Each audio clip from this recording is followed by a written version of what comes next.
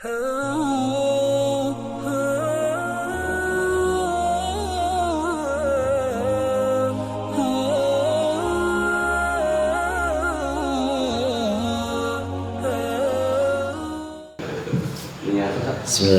Assalamualaikum. Assalamualaikum.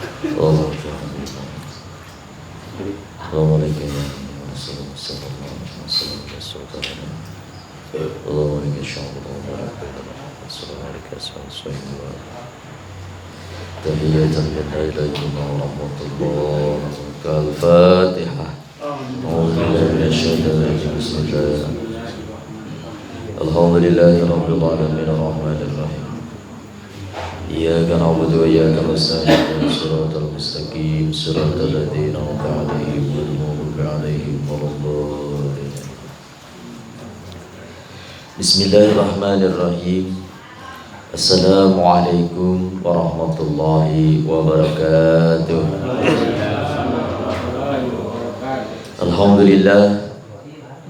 الحمد لله رب العالمين الذي وفق من يشاء من عباده لسلوك طريق المستقيم. أحمده وسبحانه وأشكره على سوابه نعمته وأشهد أن لا إله إلا الله وحده لا شريك له وأشهد أن سيدنا محمدا عبده ورسوله الداعي إلى كل خير والمقدار من كل شر.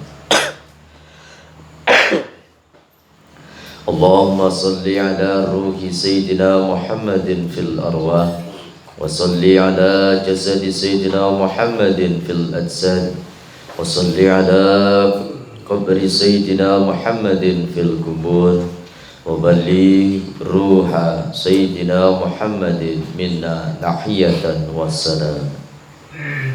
اللهم افتح علينا فتوح العارفين بحكمتك وكرامتك أبدا أبدا برحمتك يا أرحم الراحمين. إلهي أنت مقصودي ورضاك مطلوبي أعطني محبتك ومعرفتك. Yang sama-sama kita ta'zimi, yang sama-sama kita muliakan guru kita sekalian, Rabbir Ruhina Mursyiduna Sayyid Syekh Ahmad Sahibullah Fatajul Arifin. Semoga beliau selalu ada dalam rahmatnya Allah, ditambah barakah dan karamahnya sehingga terlimpah tercurah kepada kita sekalian. Amin ya Allah ya Rabbal Alamin. Juga yang sama-sama kita hormati keluarga besar Bapak Ustadz Usman Faisal yang menjadi wasilah kita malam hari ini bisa berkumpul dalam rangka khidmat amaliyah manaqib. Mudah-mudahan hadirnya kita malam hari ini tercatat sebagai amal soleh, dan mudah-mudahan hadirnya kita malam hari ini menjadikan keberkahan dan terbukanya pintu rahmatnya Allah bagi kita semuanya. Amin ya Allah ya Rabbal Alamin. Juga yang sama-sama kita hormati seluruh para pemangku majlis zikir wa'tasimu bihablillah. Mudah-mudahan Allah Subhanahu wa taala selalu memberikan kesehatan yang sempurna kepada beliau-beliau, baik kesehatan jasmani ataupun ruhaninya, dimudahkan segala urusan-urusannya, baik urusan dunia ataupun akhiratnya, dan mudah-mudahan Allah qabul hajat-hajatnya, baik hajat duniawi ataupun ukhrawinya. Dan yang terpenting semoga Allah selalu istiqomahkan dalam pengamalan amaliyah thariqah qadiriyah naqsabandiyah yang bermursid kepada bangsa Abah Anam. Amin ya Allah ya Rabbal Alamin. Juga yang sama-sama kita hormati para alim, para ulama, para asatid, para mubaligh, khusus kepada beliau guru kita Kiai Haji Aceh Fahrudin. Mudah-mudahan beliau selalu diberikan kesehatan oleh Allah Subhanahu wa taala, diberikan umur yang panjang dan barokah. Mudah-mudahan Allah kuatkan, Allah istiqomahkan di dalam pengamalan amaliyah thariqah qadiriyah naqsabandiyah. Amin. Juga para asatid yang lain, Ustaz Husain juga ada Ustaz Saifullah, ada Ustaz Usman, dan Masya Allah mudah-mudahan para ikhwan akhwat semuanya yang hadir malam hari ini selalu diberikan nikmat oleh Allah Subhanahu wa Ta'ala. Alhamdulillah ya, tadi resep banget. Cuman kalau ngaji begitu Kang Us ya, cocok katanya. Yang diingat-ingat cuma satu tadi Jana. Kudu nyandung Jana. Masya Allah. Kudu diturutan gitu loh. Ayo liwan rahimakumullah. Alhamdulillah kita malam hari ini masih diberikan nikmat oleh Allah, dipilih oleh Allah, digerakkan hati kita, digerakkan kalbu kita untuk bisa hadir ke majelis ini, dan mudah-mudahan kita selalu diberikan kekuatan oleh Allah Subhanahu wa Ta'ala. Karena insyaallah orang-orang yang bisa hadir ke majelis-majelis zikir itu orang-orang yang dijamin masuk surganya Allah. Amin. Karena Rasulullah SAW sudah bersabda, sudah mengatakan kepada para sahabat, ketika kalian lewat dan kalian melihat ada taman-taman surga, maka mampirlah, ikutlah, duduklah bersama orang-orang yang ada di taman surga itu. Kemudian sahabat bertanya, apa itu taman surga? Rasulullah SAW menjawab, yang dimaksud dengan taman-taman surga itu adalah halaqah dzikir. Maka insyaallah malam hari ini majelis kita termasuk satu daripada sekian banyak taman-taman surga. Amin ya Allah ya rabbal alamin. Ayo aliwan rahimakumullah, tadi sama-sama kita sudah dengarkan, sama-sama kita sudah simak bersama manqobah yang dibacakan bulan ini, yaitu manqobah yang ke-35 dan 36. Manqobah ke-35, Syekh Ahmad Kanji menjadi murid Syekh Abdul Qadir dengan petunjuk dari gurunya. Nah, ini kalau kita ambil iktibar, kita ambil mananya, ini sebenarnya bukan tidak ada hadisnya, tapi ini ada satu hadis yang riwayatnya pun sahih, yang mana disebutkan dalam hadis tersebut, bahwasanya barang siapa yang mendekat kepada Allah dengan satu jengkal, maka Allah akan mendekat kepadanya dengan satu hasta. Kalau orang tadi mendekat kepada Allah satu hasta, maka Allah akan mendekat kepadanya dengan satu depak. Seandainya orang tadi datang kepada Allah dengan berjalan, Allah akan mendatanginya dengan berlari. Syekh Ahmad Kanji, begitu beliau berwudu, kemudian ada kerentek di dalam hatinya, terbersit di dalam hatinya bahwasanya thariqah Tuan Syekh, thariqah Syekh Abdul Qadir ini adalah thariqah yang paling utama, thariqah yang paling baik, yang paling dicintai, yang paling banyak diminati. Maka dengan itu kemudian Syekh Ahmad Kanji timbul rasa keinginan dan mahabbah yang luar biasa. Jadi yang pertama tadi adanya kerentek itu keinginan. Keinginan ini kalau bahasa Arabnya itulah yang disebut dengan arada yuridu. Maka yang pertama supaya kita sampai kepada Allah itu harus menjadi orang yang kepingin. Jadi syarat pertama untuk sampai kepada Allah adalah ingin sampai kepada Allah. Kalau kita tidak ada keinginan untuk sampai kepada Allah, tidak akan pernah sampai. Walaupun banyak kita melakukan ibadah, tapi tidak ada keinginan kita untuk sampai kepada Allah, ibadah kita hanya dinilai pahala yang nanti di yaumil akhir akan dihitung-hitung antara pahala dan dosanya. Kalau ini terjadi pada diri kita, yakin pasti banyak dosanya. Gak usah ngeles, mesti itu.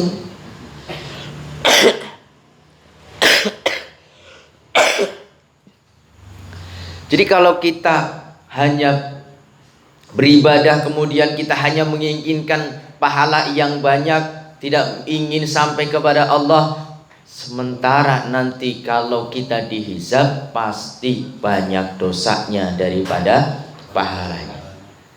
Sudah jelas disebutkan di dalam kitab Sirrul Asrar. Tuan Syekh mengatakan wujuduka dambun, wujudmu, adanya engkau di dunia ini itu adalah sudah dosa. Jadi kita nggak ngapa-ngapain, cuma tidur, duduk sambil ngopi, nggak ngapa-ngapain kan, itu pun adalah dosa. Maka Imam Sya'rani mengatakan, barang siapa yang belum bertemu dengan guru mursyid, waliya mursyidan yang memberikan petunjuk kepadanya untuk menghilangkan penyakit-penyakit, menghilangkan keberadaannya sebagai dosa tadi, fahuwa asallahi wa li rasulihi, maka orang tadi selamanya ada dalam kedurhakaan kepada Allah dan Rasulnya. Yang dimaksud dengan bertemu dengan waliya mursyidan tadi adalah mendapatkan talqin zikir. Maka orang yang tidak mendapatkan talqin zikir selamanya ada dalam kedurhakaan kepada Allah dan Rasulnya, walaupun dia tidak melakukan perbuatan dosa.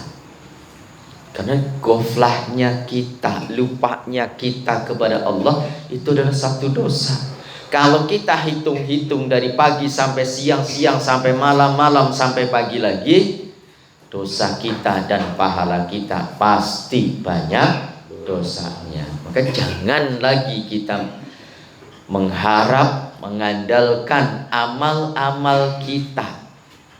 Maka yang pertama, supaya kita selamat, yang pertama supaya kita bisa sampai kepada Allah, itu adalah keinginan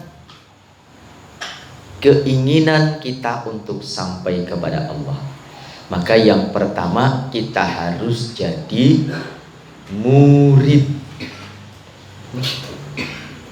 Jadi yang pertama, supaya kita sampai kepada Allah, kita harus menjadi murid. Murid ini bukan siswa, tapi murid yang dimaksud ini adalah orang yang ingin sampai kepada Allah. Itulah murid, ada kehendak, ada keinginan untuk sampai kepada Allah. Maka tadi Syekh Ahmad Kanji pertama punya kerentek, punya keinginan untuk belajar kepada Tuan Syekh, dan beliau menginginkan jangan sampai mati terlebih dahulu sebelum bisa belajar kepada Tuan Syekh. Setelah jadi murid, apa yang dilakukan? Syekh Ahmad Kanji meminta saran, meminta petunjuk kepada gurunya.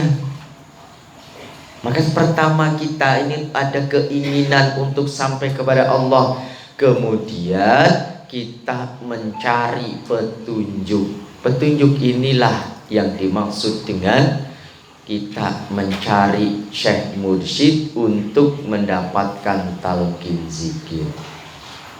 Nah, setelah mendapatkan talqin zikir, setelah mendapatkan petunjuk tadi, Syekh Ahmad Kanji kemudian melakukan perjalanan. Jadi bukan hanya tahu kata gurunya tadi Syekh Abu Ishaq, beliau mengatakan, wahai Ahmad Kanji, apakah engkau tahu siapa Syekh Abdul Qadir? Dijawab oleh Syekh Ahmad Kanji, tidak. Kemudian Syekh Abi Ishaq Al-Maghribi mengatakan bahwa Syekh Abdul Qadir adalah orang yang mencapai derajat kewalian yang paling tinggi. Artinya Syekh Abi Ishaq Al-Maghribi tadi memberikan petunjuk kepada Syekh Ahmad Kanji. Maka yang bagi kita petunjuk itu adalah talqin zikir. Maka kita menginginkan sampai kepada Allah, kemudian mencari talqin zikir, dan kemudian melakukan perjalanan. Perjalanan ini apa? Perjalanan ini adalah mengamalkan. Sudah ingin bertemu dengan Allah, ingin sampai kepada Allah, kemudian melakukan, meminta petunjuk kepada guru dengan talqin zikir. Kemudian setelah mendapatkan talqin zikir, itu bukan berarti terus sampai. Jadi ketika kita mendapatkan talqin zikir, bukan berarti kita sampai kepada Allah, bukan sampai kita usul kepada Allah. Tapi talqin zikir itu adalah membukakan kita sehingga kita bisa melangkah, melakukan perjalanan. Maka setelah mendapatkan talqin zikir, ini harus diamalkan. Thariqah itu tidak akan pernah berhasil kalau tidak diamalkan. Walaupun pinter, walaupun pandai, walaupun tahu ilmunya, tapi tidak mengamalkan, tidak akan pernah menyampaikan kita kepada Allah. Karena Allah tidak bisa dipahami dengan otak, karena Allah tidak bisa dilihat dengan mata telanjang. Tapi Allah bisa kita pahami, bisa kita rasakan adanya Allah itu dengan batiniah kita, dengan rasa. Dan rasa tidak akan pernah kita dapatkan kecuali dengan kita melakukan. Maka setelah kita mendapatkan petunjuk, mendapatkan talqin zikir, lakukan perjalanan dengan kita mengamalkan. Seandainya perjalanan itu jauh, seandainya perjalanan yang kita tempuh ini berat, seandainya kita harus melewati jurang, melewati hutan sebagaimana Syekh Ahmad Kanji tadi, tidak usah berkecil hati. Walaupun kita belum sampai, asal kita mau berjalan, asal kita mau melakukan amaliyah, asal kita mau mengamalkan dengan terus, dengan rasa mahabbah, kita belum sampai. Syekh Ahmad Kanji tadi baru nyampe satu negara yang dinamakan Ajmer tadi, kecapean kemudian tidur, tidak sampai ke tempat Syekh Abdul Qadir, tidak sampai ke Baghdad, tapi Tuan Syekh sendiri yang menghampiri. Maka seandainya kita mau melakukan perjalanan, mau mengamalkan bi kuatin wa azmin, maka kita akan diberikan kemudahan oleh Allah Subhanahu wa ta'ala. Jadi walaupun kita mengamalkannya belang bentong, mengamalkannya belum bisa sempurna, tapi dengan kemurahan Allah, dengan rahmatnya Allah, dengan barokah dari guru kita, dengan karamah daripada guru kita, kita akan diangkat derajatnya, disampaikan, diwusulkan kepada Allah. Tapi dengan catatan kita mau mengamalkan dengan sebenar-benarnya. Maka tadi di dalam tanbih sudah dibacakan, sudah diarahkan teu aya liat pagawean urang sararea thariqah qadiriyah naqsabandiyah amalkeun kalawan nya keur ngahontal sagala kahadean dohir batin, keur nyingkahan sagala kagorengan dohir batin anu ngenaan kana nyawa utama jasad, anu dirungrung ku pangwujud nafsu, dikendam ku dayana setan.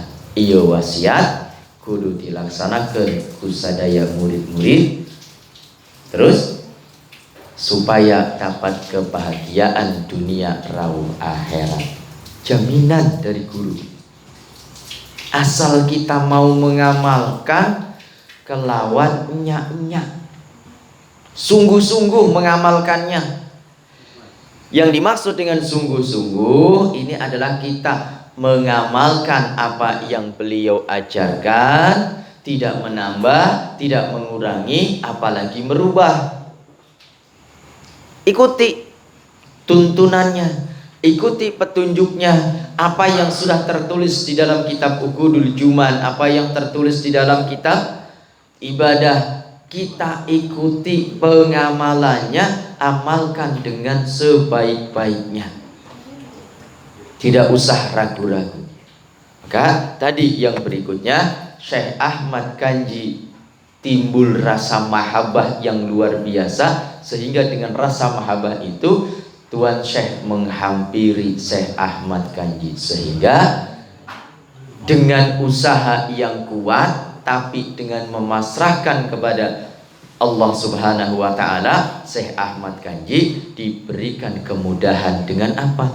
Dengan didatangi oleh Tuan Syekh. Maka kalau kita ingin cepat sampai kepada Allah, tambahi kecintaan kita kepada pangersa Allah. Diganti dulu.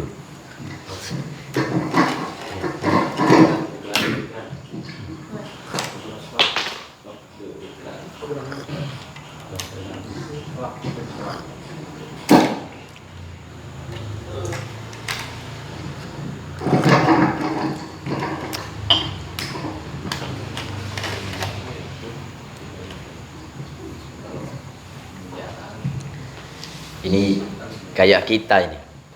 Kita kalau lama nggak ke Suryalaya, nggak dicas aja ini, putus nyambung gitu. Makanya harus selalu dicas, harus selalu baterainya ditambahin supaya apa? Supaya nyambung terus. Kalau kita udah lama nggak ke Suryalaya itu lowbat nih dah. Maka harus sering-sering dicas. Jadi tadi kita lanjutkan supaya kita bisa cepat sampai kepada Allah, cepat wusul kepada Allah, maka kita harus bisa menambah rasa cinta kita kepada Syekh Mursyid. Karena ternyata sebanyak apapun amaliyah kita, kalau tidak ada rasa mahabbah, kalau masih ada rasa keraguan kita terhadap Syekh Mursyid, maka amal-amal itu kembali lagi hanya menjadi amal-amal darajat, amal-amal yang dibalas dengan pahala saja, tidak mendekatkan diri kita kepada Allah. Karena ternyata kita tidak kenal kepada Allah. Amal-amal ibadah kita, sholat kita, berbuat baik kita, melakukan ibadah yang lain, baik yang ibadah mahdhar maupun ghairu mahdhar, baik ibadah yang terlihat ataupun tidak, itu tidak akan pernah sampai kepada Allah kecuali melalui pintu rahmatnya, yaitu melalui Nabi kita Muhammad sallallahu alaihi wasallam. Karena kita belum pernah dan belum bisa. Kita pernah bersama dengan Allah, tapi kita tidak bisa mengenal Allah setelah di dunia ini. Dan yang bisa mengenal Allah, yang bertemu dengan Allah, satu-satunya orang yang bertemu dengan Allah itu adalah Rasulullah Sallallahu Alaihi Wasallam. Nabi-nabi yang lain pun tidak, malaikat pun tidak, apalagi kita. Tapi kita bisa sampai kepada Allah melalui apa? Melalui jalur dari Nabi kita Muhammad Sallallahu Alaihi Wasallam. Itulah yang disebut dengan silsilah. Maka silsilah ini satu pintu lorong yang menyampaikan kita kepada Allah. Silsilah itu adalah ketersambungan. Kalau kita tidak tersambung, maka kita tidak akan pernah sampai kepada Allah, karena kita tidak kenal kepada Allah. Maka supaya kita bisa amal-amal kita, pahala kita sampai kepada Allah, harus ada yang menyambungkan. Siapa yang menyambungkan? Tidak lain adalah Syekh Mursyid. Maka amsal Syekh Mursyid itu seperti tasbih. Kepalanya ini adalah Rasulullah. Jadi kita ketika membacakan tawasul tadi, begitu kita bacakan Fatihah, maka Fatihah kita ini akan tersampaikan kepada guru. Guru akan menyampaikan kepada gurunya lagi, akan menyampaikan kepada gurunya lagi, menyampaikan kepada gurunya lagi, sampai kepada Tuan Syekh, sampailah kepada Rasulullah Sallallahu Alaihi Wasallam. Maka tanpa tawasul kita tidak akan pernah mendapatkan apa-apa. Mendapatkan pahala, pahala nanti akan hilang, akan tertutup dengan dosa-dosa kita. Kurang pahala kita untuk menutup dosa-dosa kita. Ibarat kita punya utang, dosa-dosa kita ini terus akan bertambah, sementara yang buat bayar pahala kita ini sedikit. Hari ini dibayar belum lunas, besok sudah ngutang lagi. Yang besok juga belum dibayar, besoknya lagi sudah ngutang lagi, terus bukan makin sedikit tapi semakin banyak. Maka orang-orang yang mendapatkan keutamaan disambung silsilahnya sampai kepada Rasulullah, ini orang-orang yang sangat beruntung. Maka perbanyak tawasul, perbanyak baca Fatihah. Kita ini kalau tidak menginginkan untuk sampai kepada Allah, tidak akan pernah sampai. Kalau kita tidak bisa usul kepada Allah, maka termasuk kita golongan orang-orang yang rugi. Tapi untuk wusul kepada Allah itu tidak mudah. Untuk wusul kepada Allah itu sulit. Untuk wusul kepada Allah, kita harus bisa menghancurkan dinding-dinding hijab yang ada di dalam diri kita. Hijab inilah yang menutup kita dari Allah. Allah tidak jauh, tapi kita merasa jauh karena tebalnya dinding yang ada di dalam diri kita. Dinding ini hanya ada dua, digolongkan menjadi dua. Satu dinding, yaitu al-maghdub, yang bagaimana dalam suratul Fatihah kan, kita meminta kepada Allah ghairil maghdubi alaihim waladdallin. Kita meminta kepada Allah supaya dijauhkan, supaya tidak termasuk orang-orang yang dibenci, dilaknat oleh Allah, dan tidak termasuk orang-orang yang tersesat. Siapa al-maghdub? Yang dimaksud dengan orang-orang yang dilaknat oleh Allah adalah orang-orang yang melanggar perintah Allah dan tidak mau beribadah, tidak mau melakukan perintah Allah.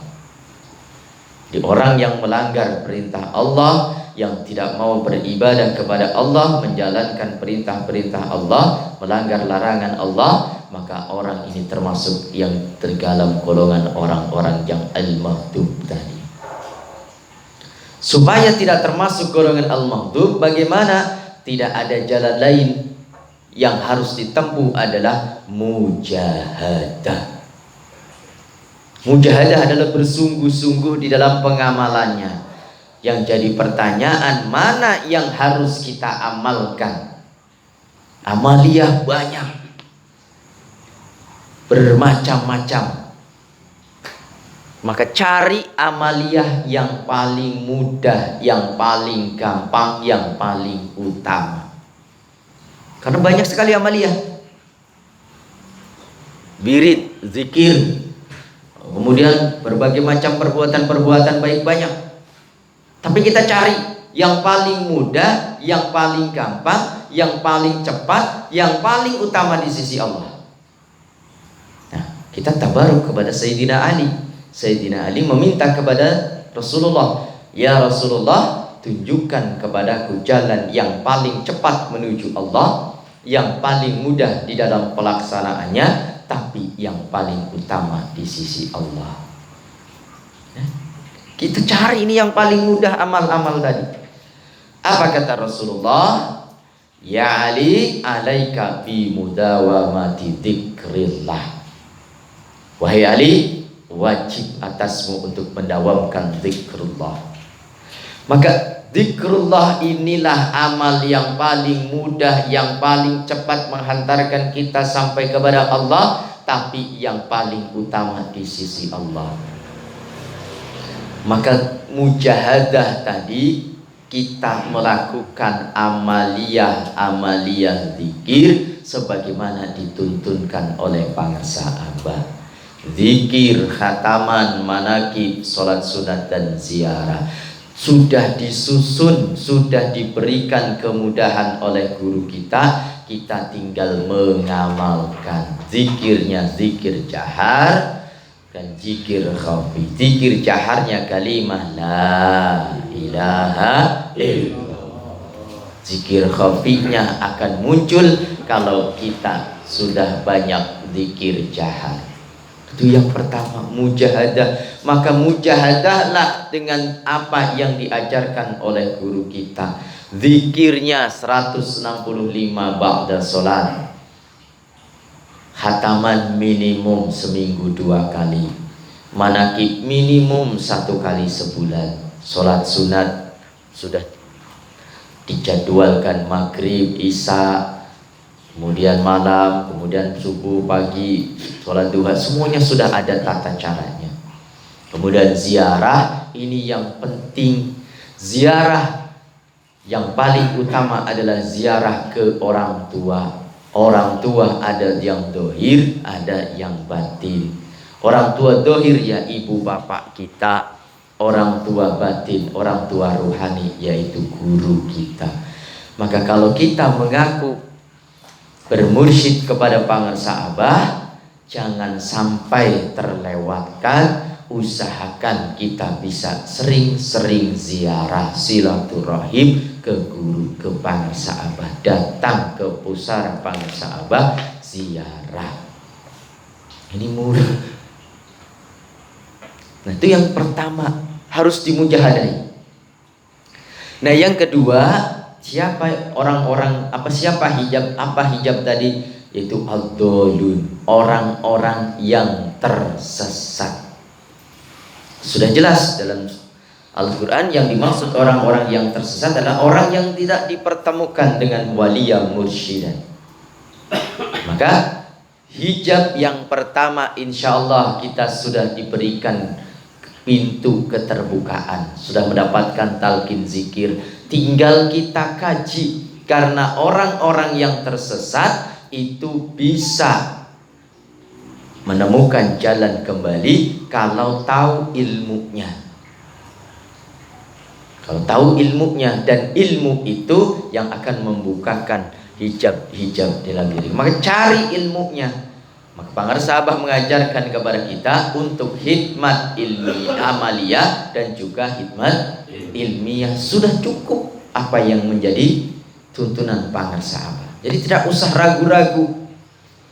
Nah, Pangsa Abah amaliyahnya begitu-begitu aja, nggak usah seperti itu. Semua ilmu, semua amaliyah yang ada, yang diajarkan oleh guru kita, inilah amaliyah, raja-rajanya amaliyah. Wirid-wiridnya sudah raja-rajanya wirid. Mau wirid yang apa ada, mau minta ilmu apa ada, mau hajat apa ada, duniawi ada, ukhrawi sudah pasti. Dan jaminan bahwasanya amaliyah thariqah qadiriyah naqsabandiyah inilah yang akan menghantarkan kita untuk sampai kepada Allah Subhanahu wa taala. Yang penting tambahi kecintaan kita kepada guru, tambahi keyakinan kita kepada guru, supaya lebih cepat kita dibukakan oleh Allah, dibuka, disingkap hijab-hijab di dalam diri kita. Kenapa kok kita sudah mengamalkan lama tapi kok masih begini-begini saja? Karena ternyata bukan amaliyahnya yang salah, bukan amalannya yang salah, tapi pengamalannya yang belum benar. Pengamalannya kita masih asal-asalan. Yang penting mengamalkan, belum timbul keyakinan, belum timbul rasa cinta. Hanya sekedar yang penting mengamalkan. Jadi hanya sekedar mempeng-mempeng, masih ada umur, perbaiki kualitas, perbanyak kuantitas.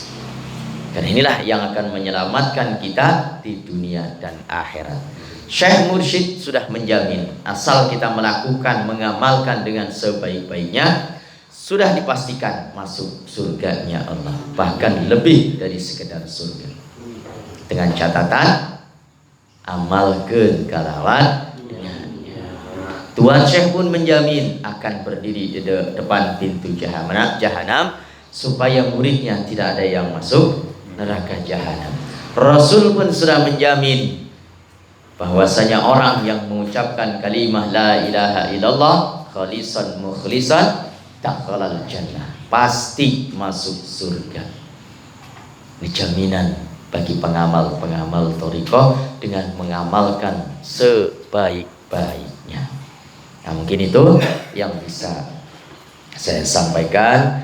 Mudah-mudahan manfaat dan mudah-mudahan kita semuanya bisa mengamalkan dengan sebaik-baiknya, dan mudah-mudahan kita semuanya diberikan rasa cinta kepada guru kita, sehingga dengan rasa cinta tadi, walaupun kita amaliyahnya masih belum sempurna, walaupun ilmunya masih sedikit, walaupun dari 165 yang kusuk hanya 1 atau 2, tapi dengan barokah karomah dari guru mursyid, nanti kita akan mendapatkan syafaat daripada Syekh Mursyid kita. Amin ya Allah ya Rabbal Alamin.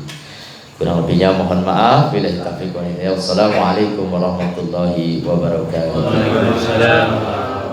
Allahumma salli ala النبي الهاشمي محمد وعلى آله وسلم تسليما